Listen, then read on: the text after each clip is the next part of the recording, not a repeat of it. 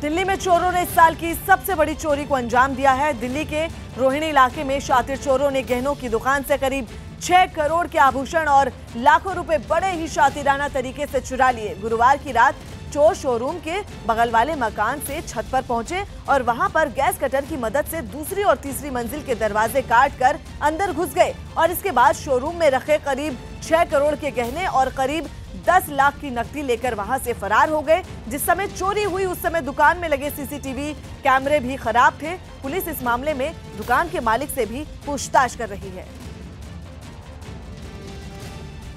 नोएडा में अचानक एक चलती कार में आग लग गई। घटना नोएडा सेक्टर 78 में उस समय हुई जब अमित राणा नाम का आदमी अपनी गाड़ी से जा रहा था। अचानक ही गाड़ी से धुआं निकलने लगा और देखते ही देखते पूरी गाड़ी आग की लपटों में घिरी नजर आई। राहत की बात यह रही कि आग ज्यादा फैलते ही पहले ही अमित गाड़ी से निकलने में कामयाब रहा। फायर ब्रिगेड की गाड़ी जब तक पहुंचती तब तक पूरी गाड़ी जलकर राख हो चुकी थी। ट्रेन में चढ़ने और उतरने के दौरान होने वाले हादसों को रोकने के लिए रेलवे ने एक नए तरीके का इस्तेमाल शुरू किया है। News18.com की रिपोर्ट के मुताबिक रेलवे स्टेशन पर कई बार यात्रियों के ट्रेन में सवार होते वक्त ही ट्रेन चल पड़ती है, जिसकी वजह से अक्सर यात्री हादसे का शिकार हो जाते हैं। ऐसे में यात्रियों को अलर्ट करने के लिए रेलवे ने ट्रेन के डिब्बों के दरवाजों पर एक नीली लाइट लगाने की शुरुआत की है। ये नीली लाइट ट्रेन के चलने से कुछ सेकंड पहले अपने आप जलने बुझने लगती है और इस तरह यात्रियों को ट्रेन के चलने से पहले ही अलर्ट मिल जाता है। रेलवे को उम्मीद है कि इस तरीके से ट्रेन में सवार होते वक्त होने वाले हादसों को रोका जा सकेगा। रिपोर्ट के मुताबिक वेस्टर्न रेलवे मुंबई में नीली लाइट के जरिए लोगों को अलर्ट करने का सिस्टम शुरू कर चुका है। सोशल मीडिया पर वायरल हो रहे एक मैसेज में दावा किया गया कि मच्छर मारने वाले स्प्रे से भयानक आग लग सकती है। इस वायरल मैसेज को सही साबित करने के लिए एक वीडियो भी शेयर किया गया, जिसकी न्यूज़ 18 ने पड़ताल की।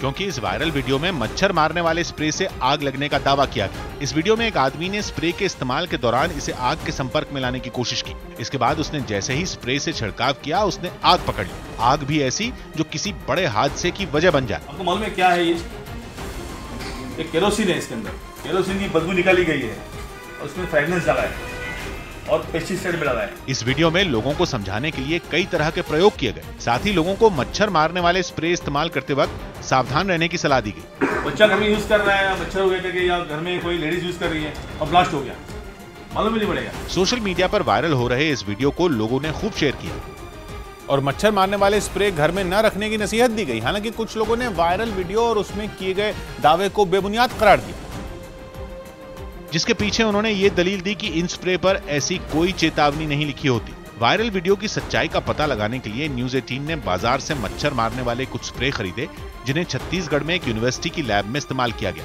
इस दौरान इन स्प्रे ने ठीक वैसे ही आग पकड़ी जिस तरह वायरल वीडियो में स्प्रे से आग की तेज लपटें उठी थी। केरोसिन और एलपीजी मिक्स करके आजकल जो यूज कर रहे हैं, वो पेस्टिसाइड तो घातक होते ही है। कीटनाशक स्प्रे बिना ज्वलनशील पदार्थ से नहीं बन सकता। यानी सोशल मीडिया पर मच्छर वाले स्प्रे से आग लगने का जो दावा किया गया वो सही निकला। ये स्प्रे वाकई बड़े हादसे की वजह बन सकते हैं, जिन्हें इस्तेमाल करते वक्त सावधान रहना जरूरी है। उत्तर प्रदेश के बहराइच में वन विभाग की टीम ने गांव वालों की मदद से एक तेंदुए को पकड़कर पिंजरे में बंद कर दिया। रिहायशी इलाके में एक तेंदुए के घुसने की जानकारी मिलने के बाद गाँव वाले दहशत में आ गए, जिसके बाद तेंदुए को भगाने के लिए वो खुद ही कोशिश करने लगा। लेकिन काफी कोशिशों के बाद भी तेंदुआ वहाँ से नहीं भागा और एक खेत से दूसरे खेत में दौड़ता रहा। इस दौरान लोग भी उसे पकड़ने के लिए उसका पीछा करते रहे। कुछ देर बाद वन विभाग की टीम भी पिंजरे के साथ वहाँ पहुँच गई और गाँव वालों के साथ मिलकर उसे पकड़ने में जुट गयी। इस दौरान तेंदुए ने लोगों पर हमला कर दिया, जिसमें एक रेंजर समेत 5 लोग घायल हो गए। इसको 4 घंटे के उसे रेस्क्यू करके 4 घंटे के अंदर पकड़ा गया। तेंदुए को पिंजरे में कैद करने के बाद वन विभाग की टीम ने उसे जंगल में छोड़ने का दावा किया। अमेरिका के विस्कॉन्सिन में एक बस ड्राइवर ने 1 साल के एक बच्चे की जान बचाई। इस बच्चे की मां दिमागी रूप से बीमार बताई गई, जो कड़ाके की ठंड में नंगे पांव फुटपाथ पर भाग रहा था। इस दौरान वो सड़क से गुजर रही गाड़ियों की चपेट में भी आ सकता था। तभी बस चला रही एक महिला उसे भागते देख चौंक गई। बच्चे की हालत देख उसने फौरन अपनी बस रोक ली। इसके बाद वो दौड़कर बच्चे के पास पहुंची और उसे गोद में उठाकर अपनी बस में ले आई। ठंड ज्यादा होने की वजह से बस की एक यात्री ने अपनी जैकेट उतारकर बच्चे को ओढ़ाई। बाद में बच्चे की जानकारी मिलने पर पुलिस वालों को बुलाया गया, जो उसे अपने साथ ले गए। Baby was so scared and cried and he didn't know what to do, where to go. बच्चे को भटकते देख फौरन कदम उठाने वाली बस ड्राइवर को सम्मानित किया गया और बच्चे को उसके पिता के पास पहुंचाया गया। बिहार के पाटलिपुत्र में लालू यादव की बेटी और राज्यसभा सांसद मीसा भारती के एक बयान पर विवाद खड़ा हो गया। मीसा भारती ने एक सभा में केंद्रीय मंत्री रामकृपाल यादव पर निशाना साधा, लेकिन इस दौरान मीसा भारती की जुबान फिसल गई और उन्होंने रामकृपाल यादव के हाथ काटने की धमकी दे डाली। किताब लेके अपने हाथ में पकड़ करके खड़े थे, मेरी अंदर से इच्छा हुई कि उस इंसान की उसी कुत्ते काटने वाले गड़ासी से उसका हाथ काट दे। जेडीयू ने मीसा भारती के बयान पर नाराजगी जताते हुए माफी मांगने की नसीहत दी। ऐसे बयान राजनेताओं का जो खोखलापन है, जो कहीं न कहीं हम कह सकते हैं कि ऐसे बयानों के जरिए जो समाचार में दिखने की जो छटपटाहट है, बस उसकी वजह से ऐसे बयान दिए जाते, तो ये तो बेहद दुर्भाग्यपूर्ण है और मीसा भारती को निश्चित तौर पर इस बयान के लिए माफी मांगनी चाहिए। हालांकि कांग्रेस ने मीसा भारती के बयान के बहाने बीजेपी पर निशाना साधा। कांग्रेस का मानना है कि हमें शालीनता पूर्वक भी आलोचना करनी चाहिए, लेकिन भारतीय जनता पार्टी के तो कई केंद्रीय मंत्रीगण बोलते रहे, किसी ने तो राहुल गांधी जी की सुपारी तक दे दी।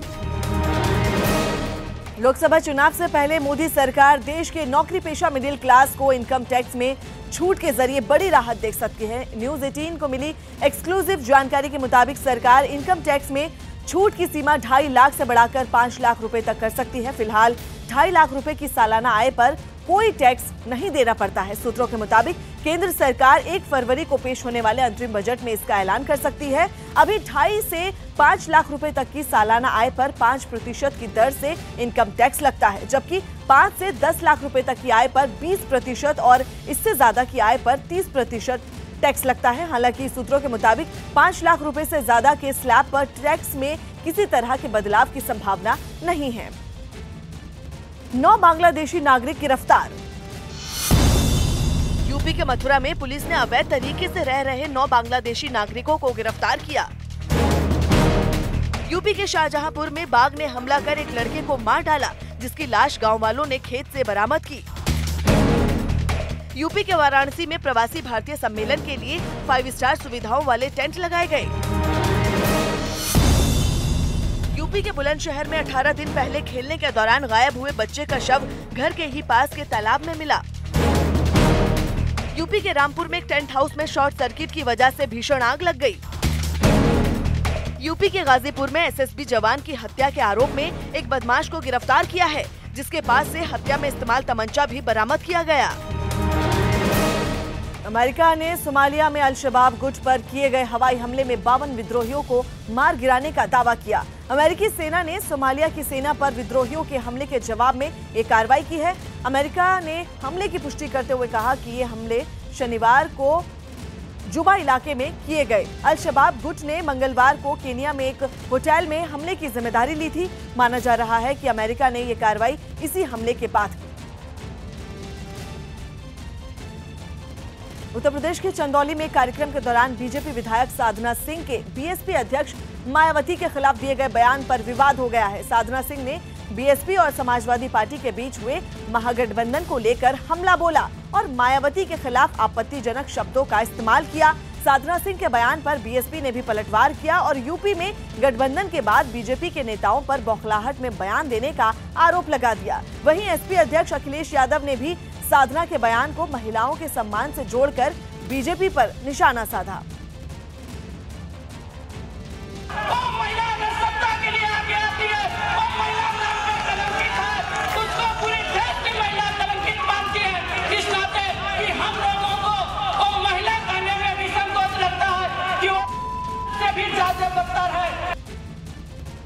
उनका भाषण सुना और जो उन्होंने अल्फाज इस्तेमाल किए हैं और जिस तरह के शब्द उन्होंने हमारी पार्टी की सम्मानित राष्ट्रीय अध्यक्ष के बारे में इस्तेमाल किया है वो बीजेपी का एक स्तर दिखाता है और दिखाता है कि बीजेपी कितना हताश हो गई है, कितना निराश हो गए, हताश हो गए कि उनको अब ये लग रहा है कि अब उनके पास एक भी सीट जीतने की अब ताकत उत्तर प्रदेश में नहीं रह गई है।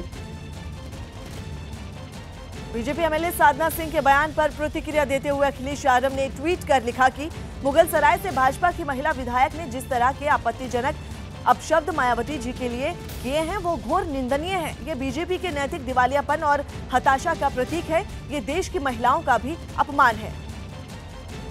अजीत हमारे सहयोगी फोनलाइन पर मौजूद हैं। अजीत, जिस तरह से साधना सिंह के बाद पूरा ये राजनीतिक माहौल ले लिया है इस बयानबाजी ने, तो कहीं ना कहीं साधना सिंह ने अपनी ही पार्टी के लिए मुश्किलें बढ़ा ली हैं। बिल्कुल फरा, अब ऐसे बयान जिस भी दल के लोग और नेता विधायक बयान देंगे, चुनाव में उनके लिए काफी मुसीबत होगी, क्योंकि जो कार्यकर्ता हैं वो नाराज होंगे। इसके अलावा जो दूसरी पार्टियां हैं वो आपके ऊपर आरोप लगाएंगी और आपके ऊपर हमला बोल देंगे। आपने देखा कि जैसे ही साधना सिंह ने मायावती पर ये टिप्पणी की, उसके बाद सतीश चंद्र मिश्रा, उसके बाद फिर अखिलेश यादव का ट्वीट आया और अभी आप देखिएगा आज का पूरा दिन साधना सिंह के लिए काफी मुश्किलों भरा होगा। लगातार जो विपक्ष के सारे नेता एकजुट हो गए हैं वो हमला करेंगे और सरकार को फिर सफाई, अपने जो बचाव है उसमें सफाई देनी पड़ेगी और अपने नेताओं की वजह से जैसे जैसे चुनाव करीब आएगा उत्तर प्रदेश की सियासत में ऐसे शब्दों का इस्तेमाल आपको आगे और देखने को मिलेगा। और आगे भी इसके पहले भी मिलता रहा कि नेताओं की जो बेजुबानी है वो उनके ही पार्टी के लोगों के लिए खतरनाक होती है, उनके लिए मुश्किलों भरा होती है, लेकिन कार्रवाई क्योंकि नहीं होती है ऐसे नेताओं पर, तो लिहाजा उनके जो बड़ भोलेपन है वो उनके दल के लिए सबसे बड़े नुकसानदायक होते हैं। बिल्कुल, बहुत बहुत शुक्रिया अजीत आपका। जम्मू कश्मीर में बीती रात श्रीनगर समेत कई इलाकों में भारी बर्फबारी हुई है, जिसके बाद मैदानी इलाकों में भी एक बार फिर से ठंड बढ़ सकती है। बीती रात श्रीनगर में भारी बर्फबारी हुई, जिसके बाद लोगों को दिक्कतों का भी सामना करना पड़ा है। इस बीच मौसम विभाग ने जम्मू कश्मीर और हिमाचल में अगले कुछ और दिन बारिश और बर्फबारी की चेतावनी दी है। मौसम विभाग की माने तो 20 से 22 जनवरी के बीच जम्मू कश्मीर में और बर्फबारी हो सकती है। इसके साथ साथ उत्तराखंड, पश्चिम राजस्थान, पंजाब, हरियाणा और चंडीगढ़ में मौसम विभाग ने बारिश की संभावना भी जताई है।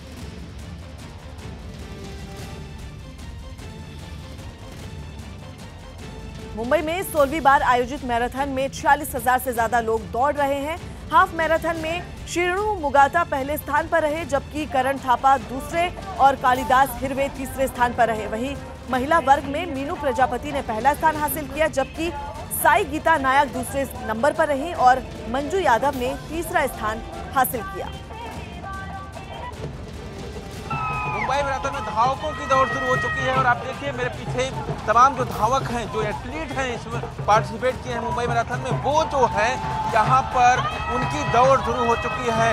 इसमें विदेशों से कुछ धावक हैं, देश के कुछ धावक हैं, तमाम जो धावक हैं, ये जो है सबसे आकर्षक मुंबई मैराथन का यही है कि तमाम जो धावक हैं इसमें हिस्सा ले रहे हैं। और यही मुंबई मैराथन की सबसे खास बात है कि चाहे कोई भी हो, हर कोई दूर दूर से आता है, सिर्फ मुंबई से ही नहीं, महाराष्ट्र से नहीं, बल्कि उत्तर प्रदेश, राजस्थान से लोग यहाँ पर सिर्फ मुंबई मैराथन के लिए हिस्सा लेने आए हैं। और ये देखिए तमाम जो धावक हैं वो जो है उनकी दौड़ शुरू हो चुकी है और यहाँ पे हर एथलीट है, हर कोई एथलीट है यहाँ पे। इस जो ये दौड़ शुरू हुई है उसमें जो इस तरह की चीज़ें आप देख रहे हैं, मुंबई मैराथन में इस तरह की चीज़ें आपको देखने को मिलती हैं। और सिर्फ सबसे बड़ी बात यही है कि पूरे देश से एथलीट, विदेश से एथलीट यहाँ पर आते हैं और उनकी दौड़ सामने देखिए एक और जत्था आ रहा है यहाँ पर दौड़ का, जिसमें खासकर केन्या और अन्य देशों के जो एथलीट हैं इसमें खासतौर पर बड़े लोग हैं। आप देखिए यहाँ पे तमाम जो लोग हैं यहाँ पे उनको चीयर्स कर रहे हैं लोग, ताकि जोश उत्साह ये जो देखने को मिल रहा है मुंबई में, यही है मुंबई मैराथन की खासियत। जम्मू कश्मीर के लद्दाख में बर्फीले तूफान की चपेट में आने से मरने वालों की संख्या 7 हो गई है। शनिवार को राहत और बचाव दल ने 2 और शव बरामद किए, जबकि 3 लोग अब भी लापता हैं, जिनकी तलाश जारी है। शुक्रवार को 2 गाड़ियां बर्फीले तूफान की चपेट में आ गई थी, जिससे 10 लोग बर्फ के नीचे दब गए थे। इस बीच जम्मू कश्मीर प्रशासन ने इस मामले की जांच के आदेश दिए हैं। चीन के एक इलाके में ट्रैफिक सिग्नल से गुजर रही एक महिला एक कार के नीचे आ गई।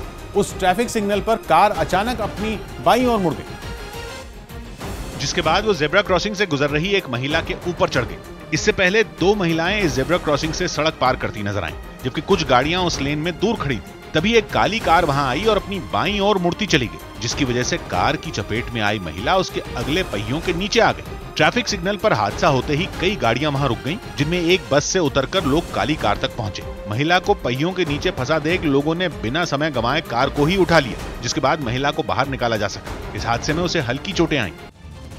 मध्य प्रदेश के मंत्री गोविंद सिंह ने विवादित बयान देते हुए कहा कि पिछले 15 साल से बीजेपी ने जिन अपराधियों को बम और ग्रेनेड बनाने की ट्रेनिंग दी थी, वो अब आपस में ही लड़ रहे हैं। गोविंद सिंह ने आरोप लगाया कि मंदसौर में हुए प्रहलाद बंदवार हत्याकांड में बीजेपी के लोगों की ही साजिश है। गोविंद सिंह ने आरोप लगाया है कि 15 साल से अपराधियों को बीजेपी ने पाल रखा था और इन लोगों को बीजेपी ने ही ट्रेनिंग दी थी। जो व्यवस्था 15 वर्ष में बीजेपी ने ट्रेनिंग देके पनपाई थी, आतंकवादी गुंडे हिस्ट्री शीटरों को ट्रेनिंग देते थे बम बनाने की, पकड़ी भी गई, प्रज्ञा ठाकुर पकड़ी भी गई थी। तो जो ट्रेनिंग दी थी वो अपराधी अब आपस में लड़ रहे हैं और एक दूसरे को मारने का काम कर रहे हैं। अभी जो जानकारी मिली है उसके तहत भारतीय जनता पार्टी के लोगों का ही हत्या में साजिश है। उत्तरी दिल्ली के वजीराबाद में एक टायर के गोदाम में भीषण आग लग गई। गोदाम में आग लगने के बाद इलाके में हड़कंप मच गया, कुछ चपेट में ले लिया। टायर गोदाम में लगी आग इतनी भीषण थी कि इलाके में दूर दूर तक धुआं नजर आया, जबकि आसमान में काला धुआं छा गया। कुछ देर बाद दमकल की टीम वहां पहुंच गई और दमकल कर्मी गोदाम में लगी आग को बुझाने की कोशिश में जुट गए। इस बीच इलाके के लोगों ने प्रशासन पर लापरवाही का आरोप लगा दिया। शिकायत लगातार पिछली काफी दिनों से एसडीएम साहब को भी की गई है, विभिन्न विभागों में भी की गई है, मगर अवैध तरह के टायर गोदाम में इन पर कोई कार्रवाई आज तक प्रशासन ने नहीं की है। काफी देर की मशक्कत के बाद टायर गोदाम में लगी आग पर काबू पाया गया। गनीमत ये रही कि आग से किसी की जान नहीं गई। कोलकाता में हुई विपक्ष की रैली पर उमा भारती ने तंज कसा। यूपी के झांसी में केंद्रीय मंत्री उमा भारती ने कोलकाता में हुई विपक्ष की रैली को हताश और निराश लोगों का गठबंधन करार दिया।